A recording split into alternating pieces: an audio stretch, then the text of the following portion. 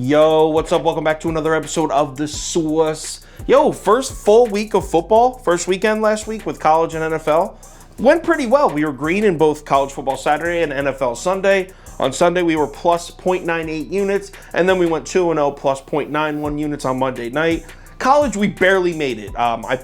We were plus a half unit on Saturday. So yeah, it's good to be plus money, but we didn't make much of it at all. But enough about last week, because we have a huge NFL game on Thursday night. I'm used to seeing Jets-Jags. Hold up.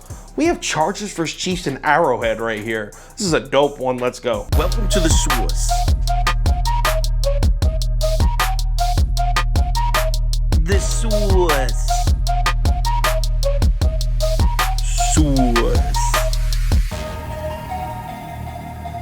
Hey, get the sauce. All right, Chargers on the road in Arrowhead here. The line opened up Chiefs minus 3.5. Early action slightly leaning towards KC. Public is on the Chiefs, but not crazy. I think it was like 59% of the money on the Chiefs as of Tuesday morning. Now, personally, I didn't really notice any changes. It seemed like the public was leaning KC all week. But look what the books are doing here. From 3.5 up to 4.5 this morning. Now it's back down to 4. And yo, when the line is 18 and it moves from 18 to 18.5 up to 19, 19.5, back down to 19, it's not nearly as significant because the chances that it lands on 19 are definitely slim. But when you're talking about the line moving from 3.5 to 4 to 4.5 in an NFL game, yeah, those are significant numbers, so it's definitely something to keep an eye on. So let's cap this game. If you subscribe to this channel, you already know the first step. We're running the numbers through the spreadsheet. According to the model, the line for this game should be KC minus 7.09, so about a 3-point lean on the Chiefs here according to the analytics. All right, let's break down this matchup, and I'm going to start with a couple patterns here. Since 2010, teams that win by 21 plus points are just 7-19 against the spread the following week. Basically, what those numbers are telling us, the Chiefs won in blowout fashion last week, so you should fade them the following week. Not saying you should blindly listen to that, I'm saying that's what that stat shows you. Another thing I noticed here, the Chargers have won 3 of their last 4 games in Arrowhead, so Herbert's really had Mahomes' number in KC. Now, if we're talking about the games played in LA or San Diego, the Chiefs have won 8 straight, and that's why I said San Diego, because the streak goes all the way back to 2013. That's the last time the Chargers beat the Chiefs in LA. But we're not in LA. We're talking about Arrowhead. Chargers are 3-1 in their last 4. So let's talk about where these two teams are at right now heading into week 2. And honestly, I'd say good news all around from both programs. Chiefs won in blowout fashion, obviously. Chargers with a big win over division opponent Raiders. And I know that final score, they only won 24-19, but I'm telling you, I watched every play of that game. They were in control the entire time.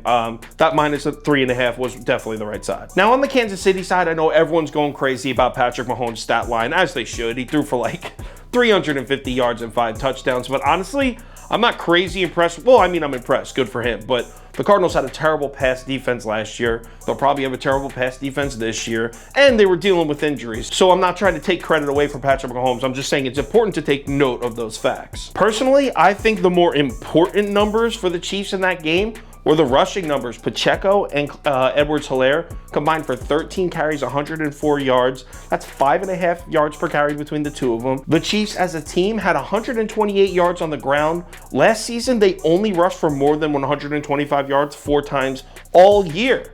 And they rushed for 128 in week 1. That they gotta be pleased with that. Now, if you're considering a Chiefs bet in this game, this is what should scare you. So last week, I don't really know what Vance Joseph was doing. He's the Cardinals defensive coordinator.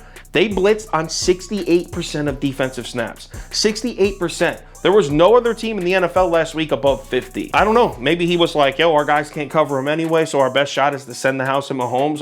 I'm not claiming to know more about NFL defense than Vance Joseph. I'm just saying it was weird how much they blitzed Mahomes in that game. Now, the Chargers, they blitzed just 16% of the snaps last week. They don't need to blitz. They have Joey Bosa and Khalil Mack on the edge. They can get pressure on Mahomes with just their front 4, which changes everything. It means Mahomes isn't going to be looking at wide open targets like he did last week. He's not going to be looking at a thin secondary because the Cardinals sent the house and still couldn't get to him.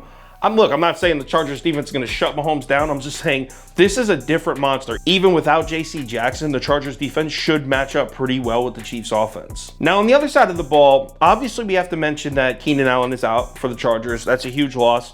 I think Mike Williams is in a really good spot to have a huge bounce back game after not really being a factor last week. Same thing goes for Josh Palmer. But if I'm being honest, I don't care who's catching the ball. I don't trust this Chiefs defense at all. And did you see Justin Herbert last week? I know his stat line wasn't that impressive, so it's not getting a ton of coverage. I'm telling you, this dude was dropping dimes out there. He looked great. Raiders had 2 stops on short yardage. They had a 4th and inches stop against the Chargers at midfield, and then a 3rd and inches stop. It was 17-3 Chargers at half, but honestly, I'm telling you, that game could have been 27-3. It really could have. I truly think the Chargers win this game straight up. I think they go into Arrowhead and win like they've done 3 of their last 4. I think the Chargers have a more complete team on both sides of the ball. Even without Keenan Allen and J.C. Jackson, I'm still on the Chargers here. Give me LAC +4.